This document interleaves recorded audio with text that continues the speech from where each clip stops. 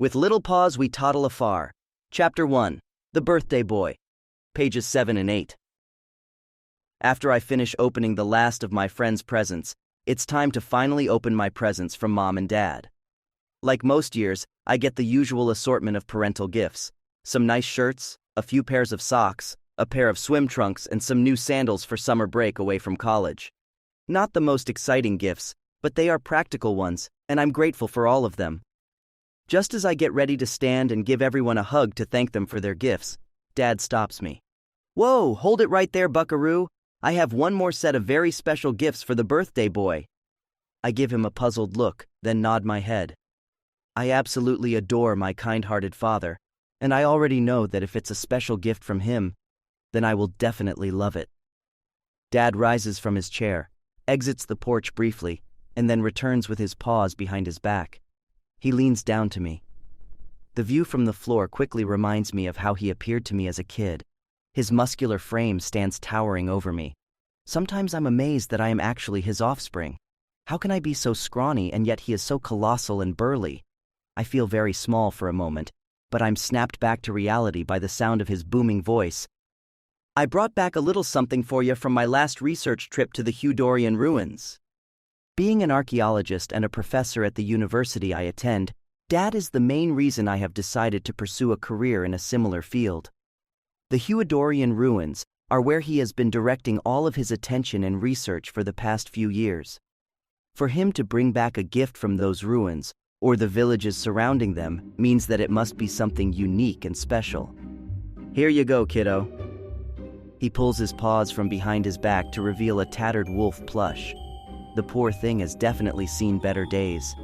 The fabric wolf is a little dirty and falling apart at the seams. He has been patched in several places and is missing one of his button eyes. The mangy little guy looks like he was yanked out of a dirt pit somewhere in the jungle. Around his neck is a funny-looking necklace. At the end of the necklace is some sort of amulet. It consists of 3 crystals all tightly bound by what appear to be tiny roots or branches. Upon further inspection, I notice that they are not just crystalline in structure, but hollow. Each one appears to be some sort of vial, housing an almost iridescent liquid of a different color.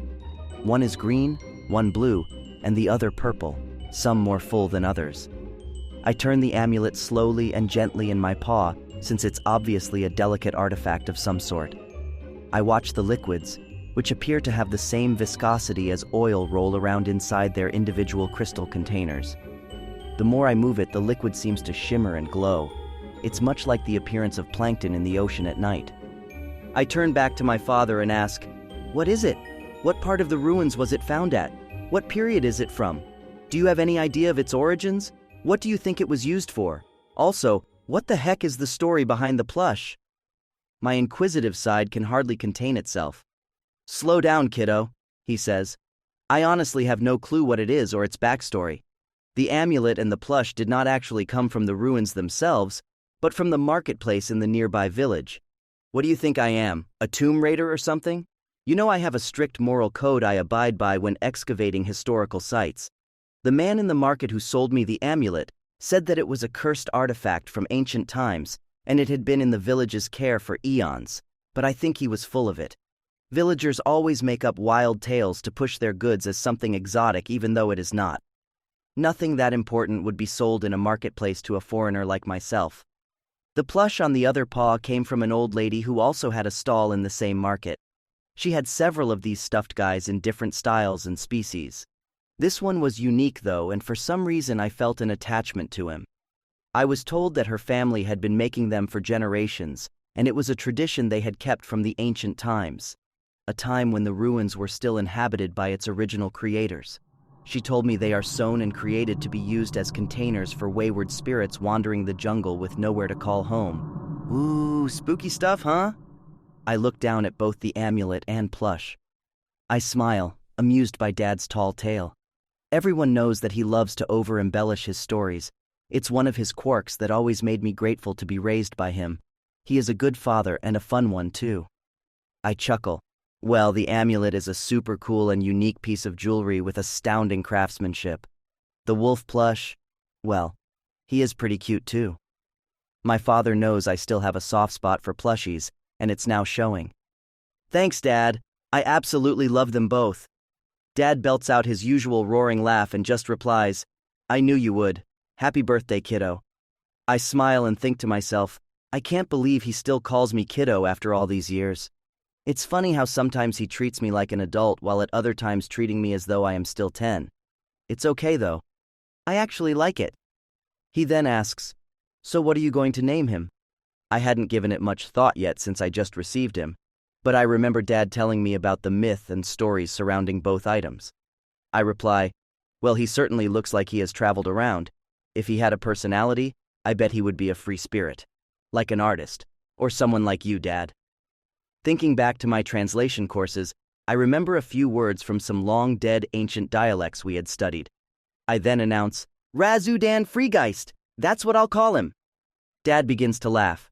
Being the professor and archaeologist he is, he immediately translates it. Ah, so he is an unbridled free spirit, huh? I think that's a fine choice, Asher. Maybe we should think of something a little shorter as a nickname, though. His full name is quite the mouthful. I ponder for a few moments and then reply, how about Raz for short? Raz sounds like a cute name. Don't you think so, Dad? My father nods. That sounds like a great nickname for him. I happily shake my head in agreement as I feel my tail begin to wag. I am happy not only because I like the nickname, but also the fact I have impressed Dad with my translation skills. I grab Raz and give him a loving squeeze. Dad laughs and smiles at the sight of me enjoying my gift. Mom, however, gets a grossed out look on her face. Maybe we should give Raz a trip through the wash before you cuddle him too much. He looks like he could really use it. I give Mom a disappointed look and whine. But Mom, I just got him. I look down at Raz, and as I do, I see a little spider crawl out from a hole in his ear and into another in his paw. Okay, maybe just a quick wash.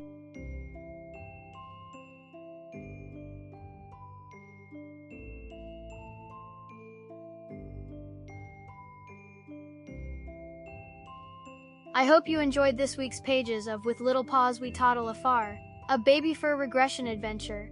It's fans and patrons like yourself that make this wholesome storybook possible.